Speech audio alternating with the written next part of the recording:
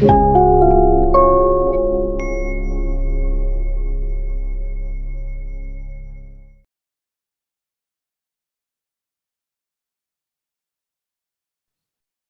sesi kedua ini saya akan memberikan tambahan penjelasan pada Anda semua mengenai topik hari ini, yaitu mengenai paradigma penelitian dan metode penelitian. Ya. Kalau Anda ingin menjadi peneliti yang baik ya, Anda harus dari awal harus tahu paradigma apa yang akan Anda gunakan dalam penelitian Anda. Ya. Jadi paradigma penelitian apa yang akan Anda gunakan. Ini penting Anda putuskan sejak awal, karena ini merupakan landasan penelitian Anda selanjutnya. Di pondasi atau landasan penelitian itu adalah paradigma penelitian apa yang akan Anda gunakan. Jadi research paradigma penelitian apa yang Anda gunakan. Dalam bahasa ini disebut research paradigm. Jadi research paradigma research ini merupakan kerangka filosofis yang menjadi landasan Anda akan menempatkan di mana penelitian Anda dan berangkat dari mana, ya kan?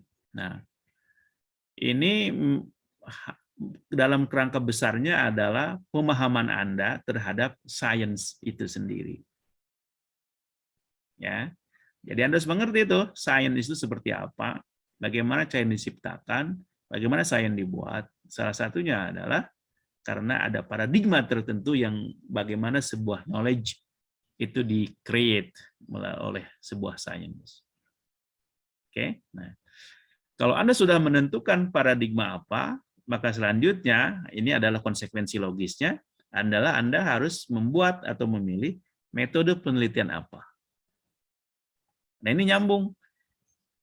Kalau Anda memilih paradigma penelitian X, maka metodenya juga harus nyambung dengan yang paradigma X tadi. Ya kan? Ya, tidak boleh berseberangan atau berbeda karena akan nanti menghasilkan penelitian yang tepararuguh, gitu kan?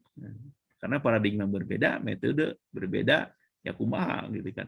Maka harus paradigma X harus relevan dengan metode penelitian yang relevan pula, ya kan? Jadi paradigma apa yang Anda gunakan dalam penelitian menentukan metode apa yang akan Anda gunakan, ya kan? Oke, nah ini penting Anda pahami dengan baik ya topik ini. Karena merupakan landasan kerangka filosofis dalam melakukan penelitian. Nah, detailnya sebenarnya sudah ada dalam reader yang saya berikan kepada Anda. Anda kalau baca, itu pasti Anda akan punya pengetahuan. Di sini saya akan uraikan secara global saja, supaya Anda, tapi dengan cara yang berbeda dan sumber yang berbeda ya. Oke.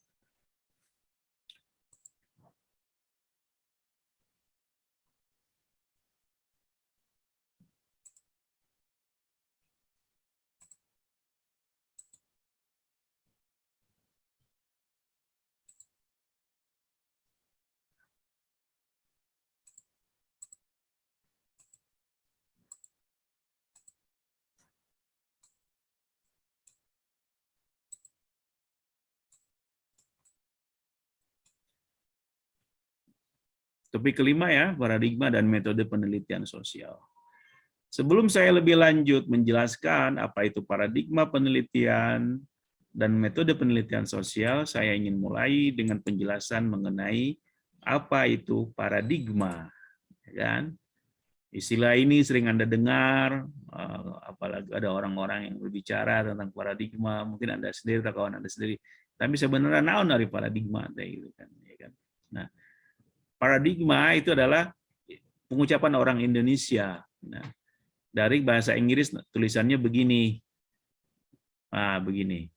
Dibacanya paradigm. Paradigm ya. Jadi kalau Anda ingin mengucapkan bahasa Inggris benar juga. Jangan dibaca paradigm ya. Oke. Jadi paradigm dibacanya. Paradigma itu atau paradigm itu adalah dari asal katanya dari kata Yunani. Nah ini kalau secara bahasanya paradigma gitu kan. Yang secara harfiah artinya pattern. Pattern itu pola. Example, contoh atau model. Sampel, contoh, model. Nah, paradigma itu secara harfiah berarti pola atau model untuk menciptakan sesuatu. Jadi kalau Anda punya cetakan, punya model, ya itu adalah paradigma. Nah, ini Anda gunakan untuk menciptakan sesuatu. Nah, maka di sini paradigma berfungsi sebagai guide atau model bagaimana Anda bisa membuat sesuatu. Nah, dalam konteks ini adalah model atau pola untuk membuat ilmu atau menciptakan ilmu atau melalui penelitian, ya, paradigma model atau pola atau guide bagaimana menciptakan ilmu melalui penelitian, ya, dalam konteks ini. Nah, kalau Anda istilah paradigma atau paradigm itu dipopulerkan oleh namanya Thomas Kuhn. Dalam bukunya, ini tadi Anda ada yang benar bacanya, ya. Ya. Bukunya itu The Structure of Scientific Revolution. The Structure of Scientific Revolutions. Ini buku lama. Tapi buku ini betul-betul populer dan mengubah pandangan orang tentang konsep ini, ya. Nah, dalam pandangan Kuhn, yang disebut dengan paradigma ilmiah. Apa yang disebut dengan paradigma ilmiah adalah universally recognized scientific achievements that for a time provide model problems and solution for a community of practitioners. Jadi yang disebut dengan paradigma ilmiah adalah pencapaian-pencapaian saintifik yang diakui secara universal dalam waktu yang sudah lama, yang memberikan semacam model. Nah, tadi kan, dan juga solusi bagi para komunitas practitioner, maksudnya para komunitas peneliti atau ilmuwan. Nah, itu sama. Jadi paradigma dalam sains itu ada paradigmanya, ya kan? Nah, paradigma sains itu adalah model-model yang sudah diakui oleh komunitas sains tertentu sudah cukup lama, dan itu menjadi model bagaimana mereka meng-create knowledge dalam hal melalui penelitian misalnya. Nah, maka di sini disiplin ilmu tertentu punya paradigmanya masing-masing. Ilmu alam punya paradigmanya, ilmu sosial punya paradigmanya. Dan model paradigma tadi, model-model pencari sebagai alat untuk mencari knowledge tadi itu diakui bersama oleh tokoh para ilmuwan itu sendiri sebagai sebuah model yang diakui cocok atau benar, relevan dalam penelitian ilmiah. Oke. Nah, dalam konteks ini, paradigma itu merupakan philosophical framework of science. Jadi kerangka filosofis ilmu. Jadi setiap ilmu itu punya paradigmanya. Ilmu sosial punya, ilmu alam punya. Gitu kan? Nah, apalagi spesifik di ilmu tertentu, misalnya disiplin ilmu tertentu punya, sosiologi punya paradigmanya. Nah, ilmu politik punya, administrasi publik punya ada paradigmanya. Masing-masing disiplin ilmu punya paradigma yang itu berbeda dalam level tertentu, tapi mungkin pada dasarnya sama, dan itu diakui bersama dalam komunitas ilmuwannya itu masing-masing. Oke, itu paradigma. Nah, kalau dalam hal yang dibicarakan dalam paradigma ilmu itu biasanya 3 hal. Ontologi. Ontologi itu berkaitan bagaimana seorang ilmuwan dalam paradigma tertentu melihat realitas. Apakah realitas tunggal atau dualisme. Biasanya dalam penelitian yang berdasarkan kuantitatif, itu realitas ada dualisme antara subjek dan objek itu terpisah. Tapi dalam penelitian kualitatif terkadang tidak bisa dipisahkan antara objek dan subjek. Ya, itu contohnya bagaimana dalam hal ontologis, bagaimana melihat objek yang akan diteliti atau masalah yang akan diteliti, ya kan? Kedua, epistemologi. Nah, paradigma itu berkaitan dengan epistemologi. Artinya, kalau Anda sudah menetapkan apa yang akan Anda teliti, maka pertanyaan selanjutnya, bagaimana Anda akan meneliti? Nah, itu kan. Bagaimana Anda akan menciptakan knowledge dengan penelitian yang Anda pilih? Nah, ini adalah berkaitan dengan pertanyaan epistemologis. Jadi bagaimana? Nah, di sini letaknya persoalan mengenai metode yang dipilih, pendekatan yang dipilih, dan sebagainya ya. Yang ketiga, paradigma tentu berbicara tentang aksiologi. Nah, aksiologi itu untuk apa penelitian yang Anda lakukan atau untuk apa ilmu yang Anda geluti itu. Ya kan? Nah, di sini berbicara tentang manfaat atau kegunaan ilmu. Ada paradigma aksiologisnya yang berpendapat bahwa ya ilmu itu untuk ilmu. Anda menjadi ilmuwan untuk kepentingan ilmu saja. Tapi ada juga yang pendapat tidak bisa. Ada begitu, Anda menjadi ilmuwan, meneliti harus untuk kepentingan kemanusiaan, bukan hanya untuk ilmu. Oke? Nah, ini. Nah, yang pertama, kalau Anda meneliti untuk pengembangan ilmu saja, Anda namanya ilmu untuk ilmu. Nah, di sini maka sains adalah bebas nilai. Tapi kalau Anda berpendapat sains itu penelitian itu harus bukan cuma untuk sains, tapi untuk kemaslahatan orang misalnya, kemanusiaan, maka Anda melihat sains itu tidak bebas nilai, harus berbasis nilai. Nah, artinya nanti itu dasar aja. Sekarang fokus kepada paradigma penelitian. Nah, apa itu paradigma penelitian? Nah, dalam bahasa Inggrisnya disebut research paradigm. Jadi paradigma penelitian adalah sebuah pendekatan atau sebuah model penelitian bagaimana melakukan penelitian. Dan ini metode ini atau model ini sudah diverifikasi dan disepakati oleh komunitas peneliti sejak lama dan sudah banyak digunakan mungkin beratus-ratus tahun. Ya kan, sekali lagi, yang disebut dengan paradigma riset atau paradigma riset adalah sebuah model penelitian bagaimana mengadakan sebuah penelitian, dan ini model ini disepakati oleh komunitas peneliti sudah sejak dulu mungkin ratusan tahun sampai sekarang.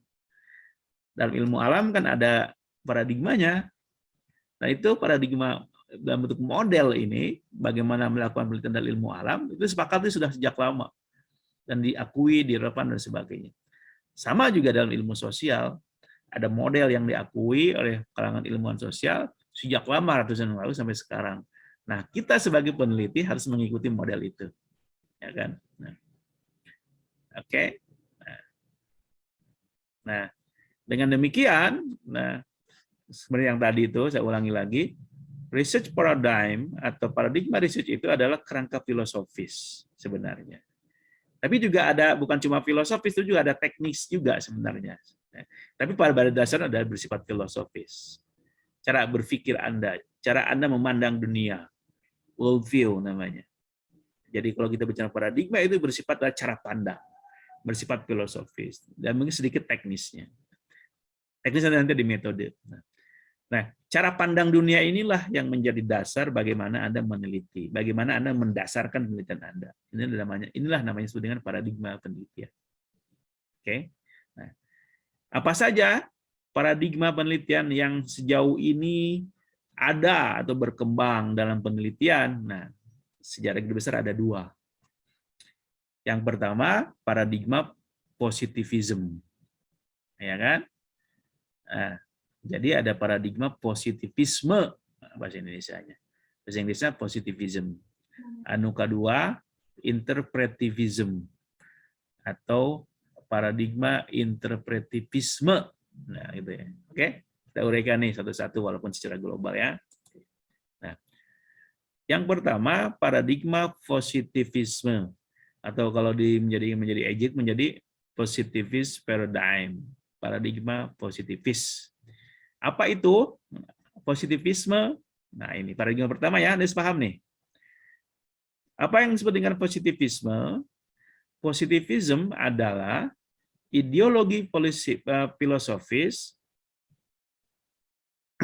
yang menekankan kepada pengetahuan faktual. Nah, pengetahuan faktual yang diperoleh melalui pengukuran dan observasi.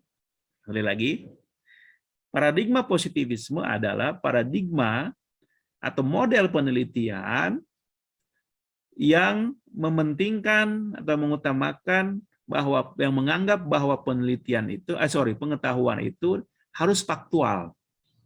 Makna faktual itu adalah diperoleh melalui pengukuran dan observasi. Jadi sesuatu disebut knowledge atau pengetahuan itu harus terukur. Harus bisa diobservasi. Jadi kalau Anda meneliti sesuatu yang tidak bisa diukur, yang tidak bisa observasi, itu bukan penelitian ilmiah. Hasilnya juga bukan pengetahuan yang faktual.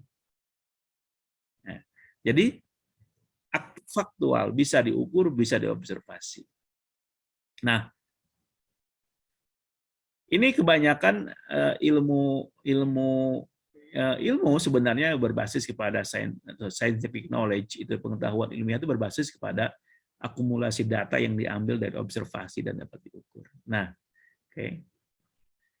Dengan demikian, paradigma positivisme melihat bahwa sesuatu yang tidak bisa diobservasi, kebalikannya ya, atau tidak bisa diukur, itu tidak bisa dijadikan objek penelitian, atau tidak punya nilainya. Little or no important. Jadi, sesuatu yang tidak bisa diukur, tidak bisa diobservasi, yang faktual tadi, itu tidak punya nilai. Tidak punya nilai penting, tidak penting. Ya. Itu namanya paradigma positivisme. Nah, inilah yang sering di awal-awal saya sebut dengan namanya empiris. Jadi, sesuatu yang bersifat bisa diukur, bisa dilihat, bisa diobservasi, namanya empiris. Diukur menu ukuran tertentu, diobservasi oleh mata Anda, telinga Anda, dan sebagainya, oleh panca indera Anda. Oke, jadi empiris itu bisa diobservasi, bisa diukur. Nah, quantified. Nah, disinilah maka dalam penelitian, dalam paradigma positivism, maka objek penelitiannya atau apapun itu, hasil penelitiannya itu quantified, artinya bisa diangkakan, dituangkan biasanya dalam angka-angka. Karena salah satu metodenya adalah statistik misalnya. Bisa diukur. Jadi paradigma positif adalah quantified. Kudu diangkakan. Oke, itu ya. Nah, yang kedua sekarang, mudah-mudahan ada yang tadi mengerti. Yang kedua adalah paradigma interpretivism. Nah, kata sifatnya interpretivis. Nah, kata interpret, nah itu dalam bahasa Inggris artinya tafsir. To interpret artinya menafsirkan, interpretation menafsirkan, tafsiran. Nah, jadi dalam paradigma ini penekanan kepada tafsiran. Tafsiran siapa? Tafsiran peneliti. Nah, kadang ada istilah sebutnya yang mirip ada konstruktivisme. Nah, gitu kan. Nah, apa maksudnya paradigma interpretivism ini? Nah, pandangan ini berpendapat bahwa manusia itu atau orang itu adalah makhluk yang hidup, makhluk yang kreatif dan bebas dalam tindakan mereka. Dan dengan demikian, manusia yang Anda teliti misalnya itu bisa mengkonstruksi dunia mereka. Beda dengan penelitian alam tadi. Apa yang objek yang Anda teliti itu mereka tidak bisa menafsirkan dan memahami, memberi makna dunia mereka. Misalnya Anda meneliti kodok. Kodok tidak bisa memberikan tafsiran mereka apa makna lingkungannya terhadap kodokan. Tapi manusia yang Anda teliti, manusia bisa menjelaskan makna lingkungannya, makna hidupnya, ya kan? Karena manusia adalah mampu mengkonstruksi, membuat makna hidup bagi mereka. Dunia ini mereka bisa maknai sesuai dengan kapasitas dan latar belakang mereka. Nah, dengan demikian dalam pandangan paradigma post-interpretivis bahwa alam ini adalah bersifat dinamis dan berubah. Apalagi alam manusia, apalagi masyarakat, society. Masyarakat itu punya karakter dinamis dan berubah. Ya kan? Nah itu. Jadi dari sisi ini saja beda tuh dari objek yang diteliti. Nah, dengan demikian paradigma interpretivis mengakui adanya multiple interpretation of an event, mengakui adanya multi interpretasi, mengakui adanya beragam tafsiran terhadap sebuah kejadian. Sebuah kejadian dalam penelitian dalam paradigma interpretatif itu bisa memiliki makna yang banyak. Tergantung kepada siapa yang menelitinya, siapa yang melihatnya. Walaupun objeknya sama, tapi punya tafsir dan akan memiliki tafsir yang berbeda, tergantung kepada siapa yang menelitinya. Nah, di sini ada, tadi saya katakan tadi, ada nilai subjektivitas yang relatif cukup tinggi. Mengapa? Karena setiap orang itu dibentuk oleh latar belakang sejarahnya, latar belakang perspektif sosialnya masing-masing, termasuk budayanya, keilmuannya, emosinya, dan sebagainya, ya, karakter pribadinya. Nah, dalam penelitian yang ketika Anda dalam paradigma interpretivis, maka situasi atau kondisi yang Anda teliti itu sebaiknya atau harus bahkan diteliti berdasarkan mata, nah sekali lagi, berdasarkan mata orang yang Anda teliti. Nah, untuk menghasilkan tadi itu namanya keaslian dari yang Anda teliti, maka Anda harus membiarkan partisipan atau orang yang Anda teliti itu berbicara apa adanya. Jadi hal yang Anda teliti harus dikaji, dianalisis berdasarkan pandangan orang yang Anda teliti, bukan pandangan Anda sebagai peneliti. Nah, itu. Walaupun ketika nanti dalam menafsirkan, dalam menganalisis memang ada unsur subjektivitas Anda. Tapi sebetulnya Anda sudah berupaya untuk membiarkan subjek Anda, penelitian Anda itu, informan Anda itu berbicara apa adanya, bukan pandangan Anda. Maka di sini ketika Anda melakukan wawancara dalam paradigma interpretatif, biarkan subjek Anda itu berbicara apa adanya, dalam setting yang asli, natural mereka. Mengapa ini dilakukan? Karena dalam paradigma interpretivis yang dicari adalah rich understanding, pemahaman yang kaya. Kadang-kadang tidak mencari kebenaran, berbeda dengan yang paradigma yang positivis. Dalam paradigma interpretivis yang dicari adalah bagaimana sesuatu dipahami dengan baik, dengan mendalam, ya, tanpa perlu mencari namanya generalisasi.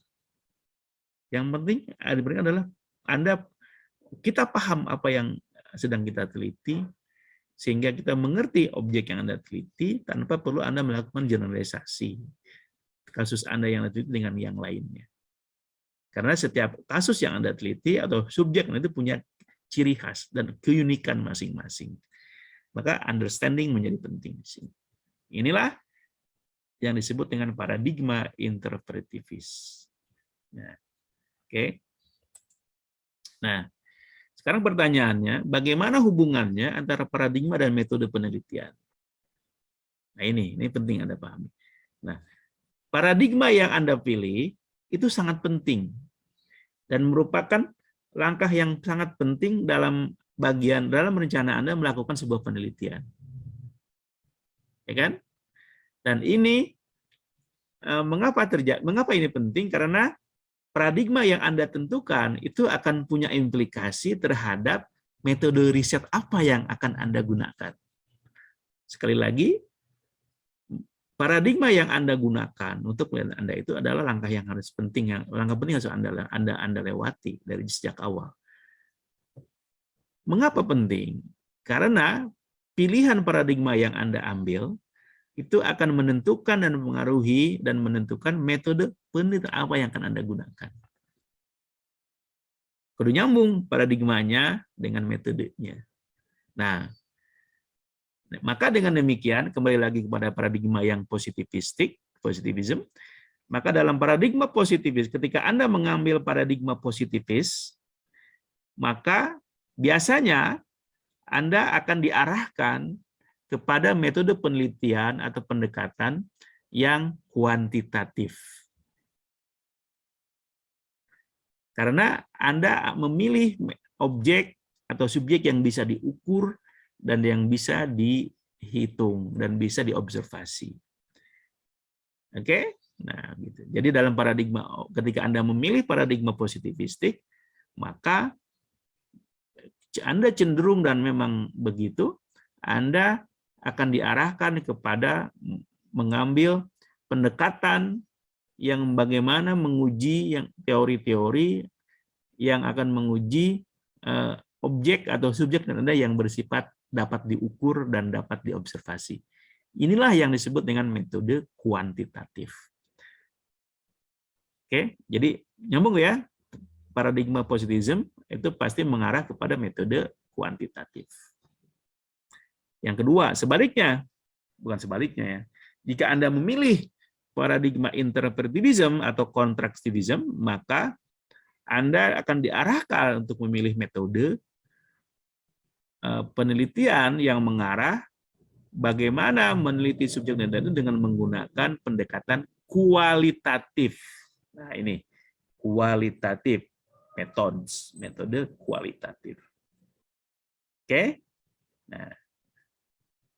Nah, pertanyaannya, apakah bisa ada alternatif lain dari selain metode yang dua ini? Ada. Nah, sekarang ini berkembang metode namanya mixed method. Metode campuran, yaitu sebuah pendekatan yang berupaya untuk menggunakan metode kualitatif dan kuantitatif sekaligus. Ya, ini bisa jadi pilihan Anda kalau Anda bisa menggunakan ini, sehingga Anda tidak terjebak kepada namanya dikotomi antara kualitatif dan kuantitatif. Tapi hal-hal yang baik dari kualitatif dan kuantitatif diambil, Anda gunakan untuk memahami objek Anda supaya menghasilkan penelitian yang baik. Kan, sehingga menghasilkan penelitian bukan cuma, nah ini ketika Anda mengambil metode yang ini, keuntungannya banyak. Satu, Anda karena ada unsur kuantitatifnya, Anda akan menghasilkan data yang dapat diukur dan bisa observasi. Tetapi juga Anda akan menghasilkan data pemahaman yang mendalam karena Anda pendekatannya kualitatif. Campuran tuh, ya, ada unsur kualitatif dan kuantitatif. Nah, ini mungkin yang saya kira bagus ya. Tergantung kepada Anda mau pakai yang mana. Kalau Anda ingin nyantai-nyantai saja, ambil saja satu yang kuantitatif. Kuantitatif itu kalau Anda sudah mengerti metode statistik yang Anda pakai itu cenderung relatif lebih ringan. Kalau Anda suka dengan kualitatif, Anda pakai kualitatif metodenya. Tapi kalau Anda ingin lebih mendalam penelitian Anda didukung oleh data kuantitatif, juga akan menghasilkan pemahaman yang mendalam, Anda pilih tuh yang mixed method. Campuran antara kualitatif dan kuantitatif. Oke. Nah, penjelasan mengenai kualitatif dan kuantitatif inilah yang disebut dengan metode penelitian kita. Tentu akan diuraikan di minggu depan lebih detail ya, supaya Anda lebih mengerti. Tapi jelas di sini ada hubungan yang erat antara paradigma penelitian yang Anda pilih dengan metode yang Anda pilih pula, ya kan?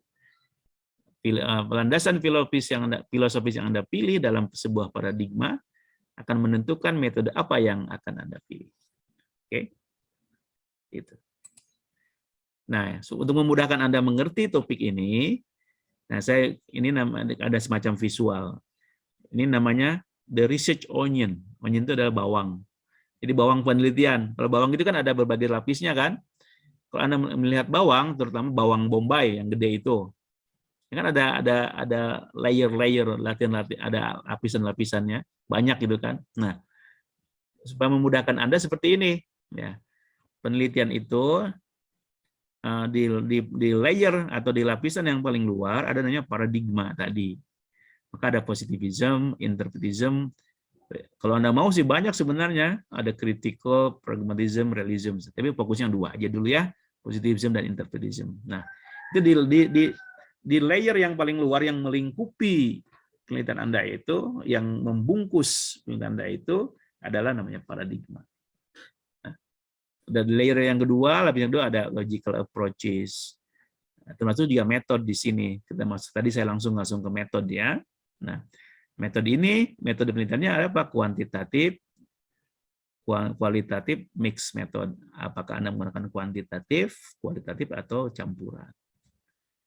Ada juga nanti lebih lanjut lagi, namanya strategis. Penelitiannya mau pakai apa strateginya? Eksperimen, survei, kuasi eksperimen, studi kasus, etnografi, atau grounded theory. Itu namanya lebih kepada strategi penelitian. Nah, tapi ada yang lebih detail lagi, namanya teknik dan prosedur. Nah, di sini Anda akan diajak bagaimana mengumpulkan data analisis. Diajak bagaimana teknik mengumpulkan data. Misalnya apa? Anda menggunakan teknik wawancara atau observasi atau dua-duanya. Oke, dan sebagainya. Atau data analisis, bagaimana Anda menggunakan data analisis bagaimana? Apakah diskursus analisis, tekstual analisis, atau statistik analisis. Nah, itu kan? Nah, ini mudah-mudahan nih gambar ini bisa memberikan Anda gambaran visual tentang penelitian ya, dari topik hari ini tentang paradigma dan metode penelitian.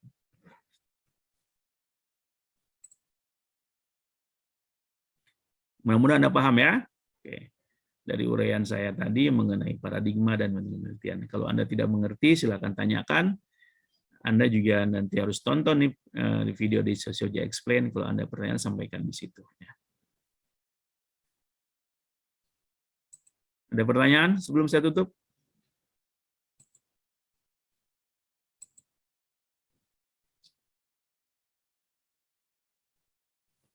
Ada?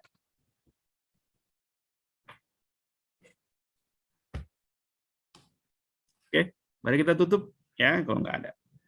Terima kasih, sampai ketemu minggu depan. Assalamualaikum, sampurasun. Waalaikumsalam warahmatullahi wabarakatuh. Waalaikumsalam. Terima kasih Bapak.